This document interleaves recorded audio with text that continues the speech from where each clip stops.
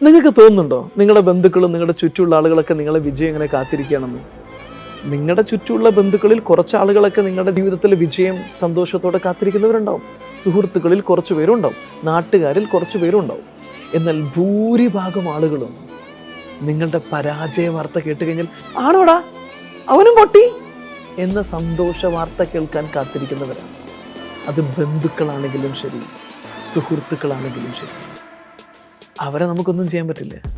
അവരെ നിരാശപ്പെടുത്തുക എന്ന് പറഞ്ഞൊരു പരിപാടിയുണ്ട്. നമ്മൾ നേടുന്ന കഠിനാധ്വാനത്തിലൂടെ നമ്മൾ നേടുന്ന വലിയ വിജയം കൊണ്ട് നമ്മളെ നാശം കാത്തിരിക്കുന്ന, നമ്മളെ പരാജയ വാർത്ത സന്തോഷത്തോടു കൂടിയിട്ട് പങ്കുവെക്കാൻ കാത്തിരിക്കുന്നവരെ പരാജയപ്പെടുത്താൻ, നിരാശപ്പെടുത്താൻ ഒരൊറ്റ വഴിയുള്ളൂ.